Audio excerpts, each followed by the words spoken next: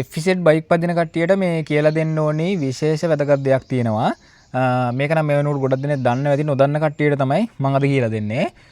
ඔයාලා දැන් බයික් එකේ පෙට්‍රල් ගහලා ඉවරලා මෙන්න මේ පෙට්‍රල් මූඩිය වහනකොට ගොඩක් දෙනෙක් මෙන්න මේ පෙට්‍රල් මූඩිය වහනවා වැරදි. මේක හරියටම වහන්නේ කොහොමද කියලා තමයි මම අද ඔයගොල්ලෝ හැමෝටම කියලා දෙන්නේ.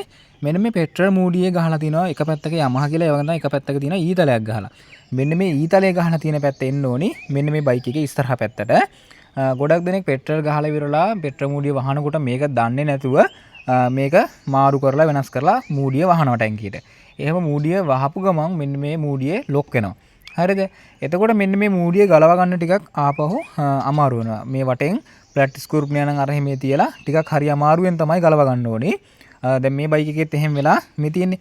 මේක වටේට තියලා ප්‍රැක්ටිස් ස්ක්‍රූප් නියනක් දාලා මොකක් හරි අඬුවක් දාලා අල්ලලා තිනවා. එහෙම අල්ලලා තමයි මේක ගලවලා තියෙන්නේ. එතකොට දැන් ඔයාලා තෙල් ගහලා මූඩිය වහනකොට හරියටම මෙන්න මේ ඊතලයේ එන මේ ඊතලයේ තියෙන කෑල්ල ඉස්සරහා පැත්තට හැරෙන තමයි මේක වහන්න ඕනේ. මම පොඩ්ඩක් ඔයගොල්ලන්ට පෙන්නන්නම්. දැන් මේ විදියට මේක ගලවලා ගත්තට පස්සේ අපි දැන් මේක මෙහෙම හයි කරොත් වැරදි. මේක මේ විදියට හයි කරොත් වැරදි. හරිද? ගොඩක් කට්ටිය දන්නේ නැතුව එහෙම හයි කරනවා. මේක මේ පැත්ත හයි කරත් වැරදි. මේක මෙහෙම හයි කරත් වැරදි. මේක හරියටම හයි කරන්න ඕනේ. මෙන්න මේ යමහා කියන පැත්ත මෙහෙට එන්න ඕනේ. ඊතලයේ තියෙන එක ඉස්සරහට එන්න. එතකොට තද කරනකොට මෙන්න මේක මේ විදිහට ලොක් වෙනවා. හරි. ඉතින් අද මේ කරපු පුංචි වීඩියෝ එකෙමුත් දන්නේ නැති කෙනෙක් අලුත් දෙයක් ඉගෙන ගන්න ඇති කියලා විශ්වාස කරනවා.